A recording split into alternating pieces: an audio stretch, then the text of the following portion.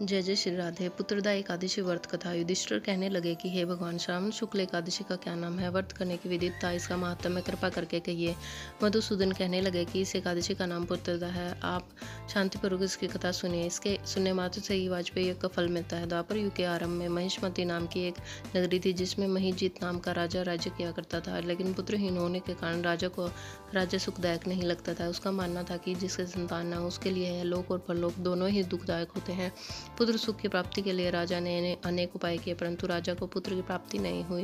वृद्धावस्था आती देखकर राजा ने प्रजा के प्रतिनिधियों को बुलाया और कहा कि हे प्रजाजनों, मेरे खजाने में अन्याय से उपार्जन किया हुआ धन नहीं है। न मैंने कभी देवता तथा ब्राह्मणों का धन छीना है, किसी दूसरे की द्रोह भी मैंने नहीं ली। प्रजा के पुत्र के समान पाला है। मैं अपराधियों को पुत्र तथा बांधवों की तरह दंड देता रहा, कभी किसी से घृणा नहीं किया, सबको समान माना है। सज्जनों की सदा पर पूजा करता हूँ। इस प्रकार धर्मयुक्त राज्य करते हुए भी मेरे पुत्र नहीं है, सो मैं अत्यंत दुख पा रहा हूँ। इसका क्या कारण है? राजा महिजीत की इस बात को विचारने के लिए मंत्री तथा प्रजा के प्रतिनिधि वन को गए।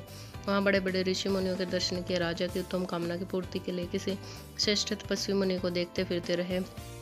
एक आश्रम में उन्होंने एक अत्यंत व्योवृद्ध धर्म के ज्ञाता बड़े तपस्वी परमात्मा में मन लगाए हुए निराहार जितेंद्रिय जीवात्मा जित क्रोध सनातन धर्म के गूढ़ तत्वों को जानने वाले समस्त शास्त्रों के ज्ञाता महात्मा लोमश मुनि को देखा, जिसका कल्प के व्यतीत होने पर एक रोम गिरता था।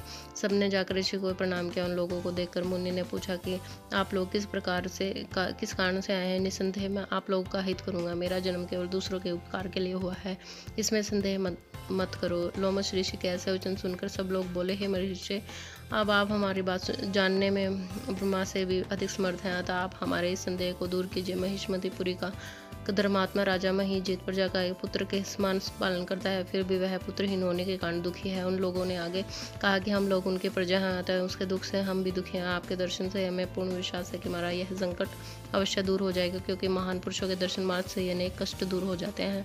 अब आप कृपा करके राजा के पुत्र होने का उपाय बताइए।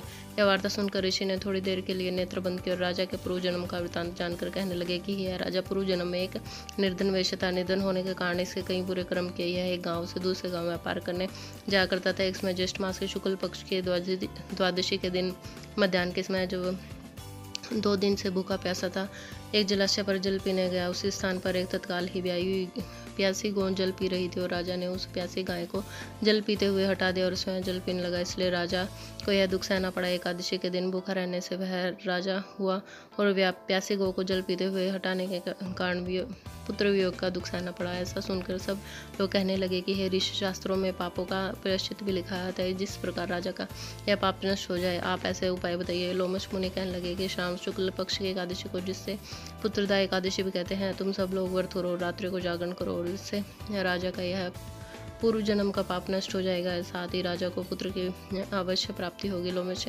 ऋषि के ऐसे वचन सुनकर मंत्रियों सहित सारी प्रजा नगर को वापस लौट आई और जब श्रावण शुक्ल एकादशी आई तो ऋषि के अनुसार सबने पुत्रदा एकादशी का व्रत कर जागरण किया।